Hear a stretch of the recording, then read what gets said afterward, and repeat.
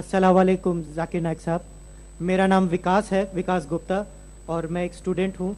और मैं तहे दिल से आपका शुक्रगुजार हूँ कि आपने जो धर्म के बारे में जानने के लिए, और मैं भी पहले धर्म के बारे में ज़्यादा नहीं सोचता था, मगर आपको सुनने के बाद मुझे भी धर्म में रुचि हुई है। और अब जब मैं कुछ कुछ जानने लगा हूँ धर्म के बारे में, तो मेरा आपसे सवाल ये है कि मैंने एक शब्द सुना है काफिर। तो ये काफिर शब्द जो है, ये ईश्वर को ना मानने वालों के लिए है या इस्लाम को नहीं मानने वालों के लिए है? भाई का बहुत अच्छा सवाल है।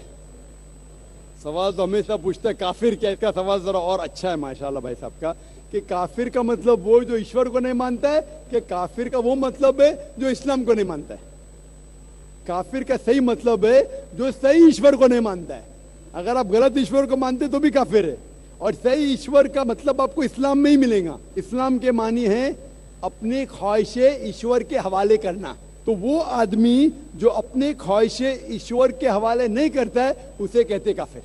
अगर एक शख्स कहता है मैं ईश्वर में मानता हूं लेकिन ईश्वर की बात को नहीं मानता है तो भी काफिर होता है। आप समझ रहे ना? तो मुस्लिम का मतलब ये नहीं कि जिसका नाम सुल्तान है, जाकिर है, मोहम्मद है। मुस्लिम का मतलब वो शख्स जो अपने सारे ख्वाहिशें ईश्वर के हवाले करता है, उसको कहते मुस्लिम।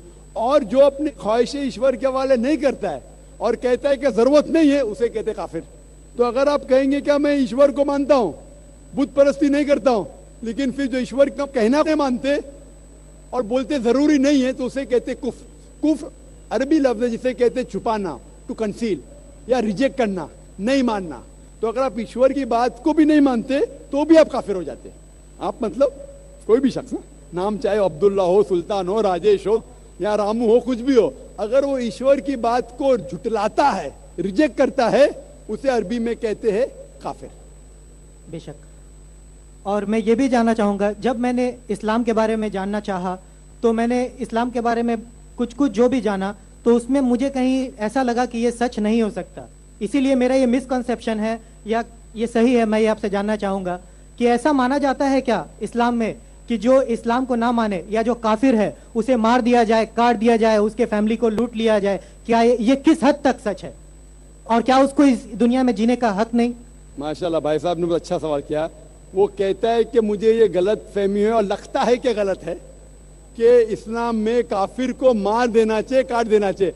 आपको कोई भी मुसलमान ने मारा या काटा है ना? आप माशाल्लाह सही सलामत है, अल्हम्दुलिल्लाह। आपको किसने मारा, काटा? मैं जानना चाह रहा हूँ कि ऐसा कहीं है लिखा हुआ है या नहीं? Very good. ये क्या होता है कि जो लोग इस्लाम के खिलाफ किताबें लिखते, मिसाल के तौर पे अरुण शौरी का नाम सुने? अरुण शौरी जो मिनिस्टर था चंद साल पहले, बहुत किताब लिखता है इस्लाम के खिलाफ, बहुत मशहूर है इस्लाम के खिलाफ। लोग क्या करते, कुरान मजीद की आयत उठाते, आउट ऑफ कॉन्टेक्स्ट, पस मंजर के खिलाफ लिखते, और एक आयत जो बहुत इस्लाम के क्रिटिक उछालते, वो सूरह तौबा की आयत, सूरा नंबर 9 आयत नंबर 5, और लिखते हैं कि कुरान में लिखा है जहां भी आप काफिर को पाएंगे, इनटू ब्रैकेट्स हिंदू, आप उनका कत्ल करो। आप अगर कुरान मजीद खोलेंगे, तर्जुमा पढ़ेंगे, तो उसमें लिखा है जहां भी आप काफिर को पाएंगे कत्ल करो, लिखा है। लेकिन ये आउट ऑफ कॉन्टेक्स्ट है, पस मंजर के खिलाफ है। पस मंजर जानने के लिए आपको आयत नंबर पहले से पढ़ना पड़ेगा। सूरह तौबा सूरा नंबर 9 आयत नंबर 1 से पढ़ेंगे। वहां लिखा हुआ है कि मुस्लिम और मुशरिक मक्का के, उनके बीच में एक पीस ट्रीटी थी, एक सुलह थी। ये पीस ट्रीटी, ये सुलह एक तरफा मुशरिकों ने तोड़ दिया मक्का के। जब अल्लाह ताला आयत नंबर 5 पे आते तो कहते हैं कि हम तुम्हें 4 महीने का वक्त देते हैं, 4 महीने की मोहलत, आप सुधर जाओ वरना ऐलान जंग। आपने सुलह की थी, आपने सुलह को तोड़ी, 4 महीने का वक्फा, सुधर जाओ वरना ऐलान जंग। और फिर अल्लाह ताला कहते सूरह तौबा सूरा नंबर 9 आयत नंबर 5 में, जंग के मैदान में जब भी आप काफिर को पाएंगे, मतलब दुश्मन जब आएंगे जंग के मैदान में, तो आप लड़ो, डरो मत। अभी कोई भी आर्मी जनरल आज की तारीख में, सिपा सलार, वो थोड़ी कहेगा दुश्मन आए तो भाग जाओ, वो कहेगा डरो मत, लड़ो, मारो। तो ये जंग के मैदान की आयत है कि आप जब देखेंगे तो डरो मत, मारो। जंग के मैदान में जब काफिर तुम्हें हमला करने आ रहे, मारो। और अरुण शौरी आयत नंबर 5 से उड़ी मारते आयत नंबर 7 में। اس نے کتاب لکھی ورلڈ آف فتواز اسلام کے خلاف. آیت نمبر 5 سے جب مارتے آیت نمبر 7 پہ. 5 کے بعد کیا آتا ہے؟ 6 کو کھا جاتے. کیوں؟ 6 میں اس کا جواب ہے, اس کی بیماری کا جواب ہے. آیت نمبر 6 میں سورہ توبہ کے اللہ تعالیٰ فرماتے کہ اگر کوئی کافر صلح چاہتا ہے اسے چھوڑ مت دو, اسے ایسی امن کے جگہ پر محفوظ پہنچاؤ. کیا کہتا ہے اللہ تعالیٰ؟ اگر کوئی کافر صلح چاہتا ہے, امن چاہتا ہے, اسے چھوڑ مت دو, اسے سنبھال کے حفاظت کے ساتھ محفوظ جگہ پہ جا کے چھوڑو. escort him to a place of security. آج کا سپاہ سالار سب سے دیالو کیا بولے گا؟ دشمن کو جان دو. یہاں اللہ تعالیٰ کہ صرف چھوڑو مت, ایسی جگہ پہ لے کے جاؤ حفاظت کے ساتھ جہاں وہ محفوظ ہے. سمجھنا؟ تو یہ قرآن کی آیت ہے. تو ان لوگ پس منظر کے خلاف کوٹ کرتے, اور جہاں بھی جہاد کی آیت ہے, جنگ کے میدان میں جب آپ ملتے غیر مسلم سے, وہ آپ کو قتل کرنا ہے, قتل کرو. اس کے بعد فوراً آپ پڑھیں گے سورہ انفال سورہ نمبر 8 آیت نمبر 60 کے بعد 61 میں لکھا ہے امن بہتر ہے. مہابھارت میں قتل کرنے کے کتنے شلوکات ہیں؟ کتنے؟ ہزاروں, قرآن سے کئی زیادہ. تو مہابھارت جانتے ہیں آپ نا؟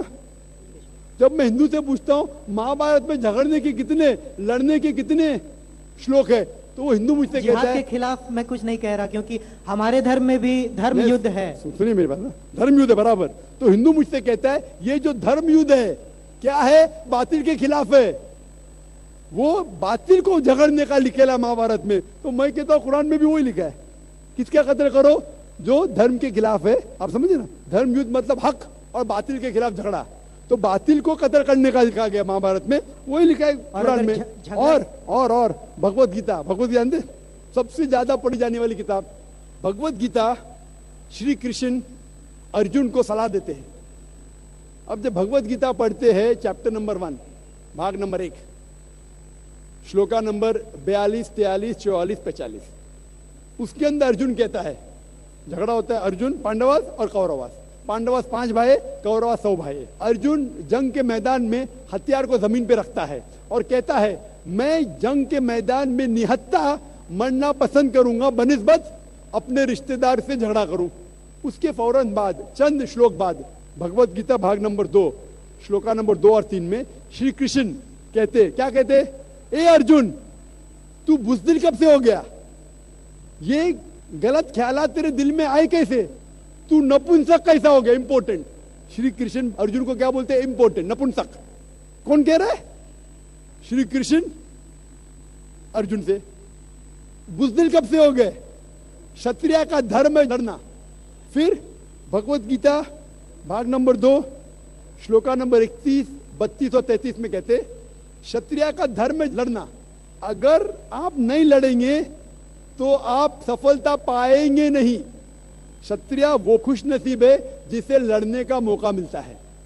اور اکثر لوگ کہتے, اعتراض کرتے, اسلام کے دشمن کرٹکس, ہمارے اللہ کے رسول نے ایک حدیث میں کہا تھا کہ جہاد کے موقع پہ جب مجاہد جنگ کے میدان میں جاتا ہے, اس کا قتل ہوتا ہے تو وہ جاتا ہے جنت میں. لکھا ہے صحیح بخاری میں کتاب الجہاد جلد نمبر 4 حدیث نمبر 46 کہ جنگ کے میدان میں جب مجاہد جاتا ہے, اس کا قتل ہوتا ہے تو وہ جاتا ہے جنت میں. اگر وہ زندہ واپس لوٹتا ہے تو اس سے دنیا کی دولت ملتی ہے. اکثر لوگ بولتے کیسا مذہب ہے, لڑنے پہ قتل کرنے پہ جنت جائیں گا, غلط مذہب ہے. لیکن بھگوت گیتا پڑھیں گے بھاگ نمبر 2 منترا نمبر 37 37 شری کرشن کہتے ارجن سے, اے ارجن اٹھ کے لڑ. اگر تیرا قتل ہو جائے گا تو سرگ میں جائے گا, اگر زندہ واپس لوٹے گا تو اس سے دنیا کی دولت ملیں گی. ہو بہو جو اللہ کے رسول محمد صلی اللہ علیہ وسلم کہتے ہیں صحیح بخاری میں, وہی بھگوت گیتا میں لکھا ہے. تو ارون شوری جب تنقید کرتا ہے قرآن کے بارے میں, اس نے خود اپنی بھگوت گیتا پڑھا ہی نہیں. ارون شوری نے مہابھارت بھی شاید نہیں پڑھا. اگر مہابھارت اور بھگوت گیتا پڑھا ہوتا تو قرآن میں مسٹیک نکالتا ہی نہیں. اب سمجھ رہے؟ تو یہ مسٹیک نہیں نکال رہا, میں نے کب کا آپ نکال رہے بھائی, میں ارون شوری کی بات کر رہا ہوں, میں ارون شوری کی بات کر رہا ہوں. تو میں آپ کو جواب دے رہا ہوں, آپ نے بالکل صحیح فرمایا کہ یہ غلط فہمی ہے کہ لوگ کہتے ہیں کہ اسلام میں لکھا ہوا ہے کہ کافر کا قتل کرو. یہ کہاں نہیں لکھا ہے؟ یہ لکھا ہے جنگ کے میدان میں. تو آپ نے جو سوال کیا تھا کہ قرآن میں ایسا نہیں لکھا ہے کافر کو کبھی مارو, تو اتنے مسلمان آپ کو چھوڑتے تھے کیا؟ چھوڑتے تھوڑی تھے. یہ غلط فہمی ہے, آپ سمجھے نا. تو یہ غلط فہمی ہے کہ جہاں بھی کافر ملے قتل کرو. ایسا نہیں. یہ جنگ کے میدان میں جب آپ کو لڑنے کے لیے آ رہے ہیں, آپ کو مارنے کے لیے آ رہے تو آپ ان کو مارو. یہ ہے. Hope the answer the question. Mic number 3 سے خاتون سوال کریں. I'm Mrs. Hilary Phang, and this is the second question I want to ask you. That I've seen on the QTV, you're preaching very well and you're very convincing. But one thing that I have noticed in you, that you always say these words, do not criticize, but you do criticize yourself. America's this, America's that. So what is good for the goose is good for the gander. You should never criticize yourself. When you're preaching, do not criticize.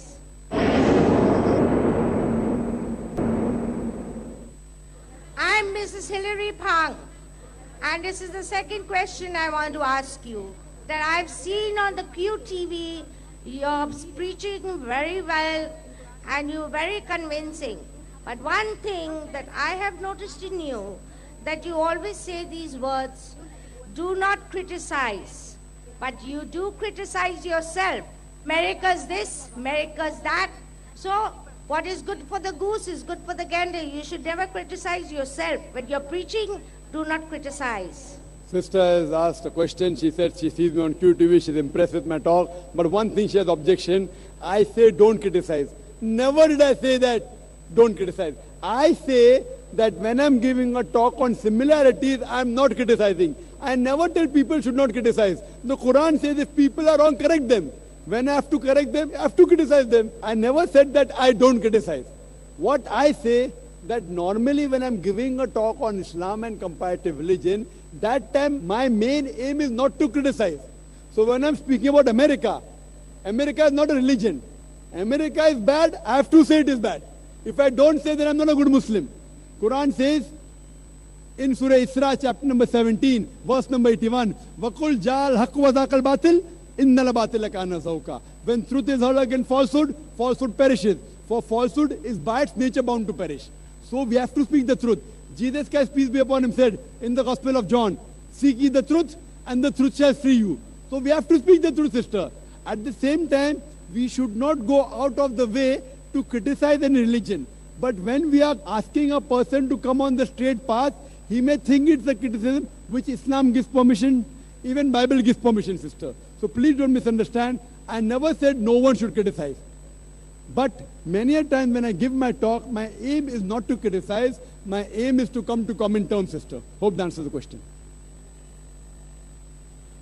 मैं रींटा सरदार, मैं सातरागाछी से आया हुआ हूँ. मेरा question है, अपना पेशा बतलाएं. मैं एक व्यवसायी हूँ. जाकिर नायक से मेरा क्वेश्चन है, हर धर्म में ये बोला गया है शादी करने के लिए लड़का और लड़की को प्राप्त वयस्क होना चाहिए, यानी बालिग. तो दिखा गया है और ये भी कहा गया है मुस्लिम लोगों के लिए कि मुस्लिम लड़का और लड़की को शादी करने के लिए घर के बुजुर्ग से इजाज़त लेना पड़ता है. मगर अक्सर देखा जाता है कि ये बालिग घर से भाग के अपना बुजुर्ग से इजाज़त ना लेके दूसरी जगह जाके शादी करता है, और वो शादी होता है किसी मस्जिद या किसी इमाम के पास. ये सही है या गलत? भाई साहब का दो सवाल था. पहला सवाल कि इस्लाम में शादी होने के लिए लड़का और लड़की बालिग होना ज़रूरी, बेशक बालिग होना ज़रूरी. दूसरा सवाल कि आजकल बहुत से नौजवान बालिग लड़का लड़की घर से भागते हैं. ये ज़रूरी है कि माँ बाप की इजाज़त लेना चाहिए शादी के लिए, भाग के फिर मस्जिद में शादी करते, कहाँ तक सही है? भाई साहब, इस्लाम में माँ बाप की इजाज़त फ़र्ज नहीं है, बेहतर है.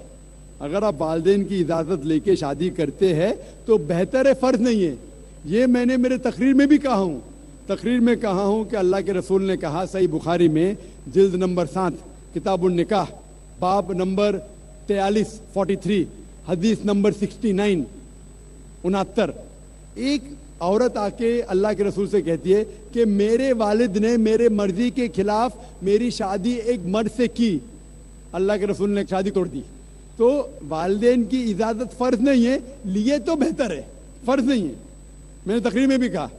लेकिन अगर लड़की चाहती है कि मैं शादी नहीं करूं तो कोई भी वालिदैन उससे ज़बरदस्ती नहीं कर सकता. ना बाप ना माँ। अगर लड़का चाहता है कि मैं शादी नहीं करूं तो कोई भी जबरदस्ती नहीं कर सकता।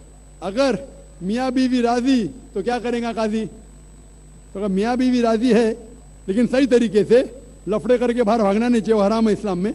होता है कि नौजवान लोग कॉलेज में मिलते हैं, लफड़े करते भागते, वो भी गलत है, वो भी गलत है। अगर लड़का लड़की मिलते कॉलेज में, दिल लगाया गधी से तो परी क्या चीज है, ये कहावत है। तो क्या होता है, इन लोग हिजाब को तोड़ते, पिक्चर देखने साथ में जाते, मस्ती करते, प्यार हो जाता है, फिर घर से भागते, तो वो भी गलत है। आप समझ रहे ना? तो अननेसेसरी बिना कोई वजह लड़का लड़की का मिलना बाहर नामहरम ये हराम है। अगर कोई जानते अच्छा लड़का है कि सुना है आपने कि अच्छा लड़का है, इज्जतदार है, तो उसे पैगाम पहुंचाओ सही तरीके से, अपने वालिद के थ्रू उसके वालिदैन को पहुंचाओ, मिलो, बात करो, तहकीक करो, नो प्रॉब्लम। लेकिन अकेले जाके गार्डन में बैठना, थिएटर में बैठना आखिरी रो पे, ये सब हराम है। सही तरीके से पसंद है, शादी कर सकते, दोनों राजी है तो शादी कर सकते। Hope the answer the question. अगला क्वेश्चन माइक नंबर 3 से। সালামালাইকুম, আমার নাম সপ্তা আছে। আমি বলছি কি যে আমাদের যে মন্দিরে পুজো করি, ঠিক আছে, তো আপনারা যে মক্কা শরীফ বলে, ওখানে যে আপনারা যে নামাজ পড়েন ইটের মধ্যে, আপনারা ওখানে পড়ে আপনাদের নামাজ পড়ে কি উপকার হয়? इनका सवाल है कि जिस तरह से हम बुत परस्ती करते हैं, आप भी मक्का शरीफ में ईंटों की दीवार की बुत परस्ती ही तो करते हैं। बहन ने बहुत आम सवाल पूछा है कि आप जब बोलते हैं इस्लाम में बुत परस्ती हराम है, तो आप मक्का में जब जाते हैं, मक्का में भी आप संग असवद काले पत्थर को या ईंट को पूजा करते, तो क्या फ़र्क है? सवाल अच्छा है, आम है। इसका जवाब है कि इस्लाम में कोई भी काबा की इबादत नहीं करता, ना संग असवद की करता है। काबा हमारे लिए किबला है, एक दिशा है। हम जब नमाज पढ़ते हैं, हम मानते हैं इन कांग्रीगेशन, जमात में। अगर यहाँ नमाज पढ़ने का है तो कोई कहेगा दक्षिण की तरफ देखो, कोई कहेगा शिमाल की तरफ, कोई कहेगा पूरब, कोई कहेगा पश्चिम, किस तरफ देखे?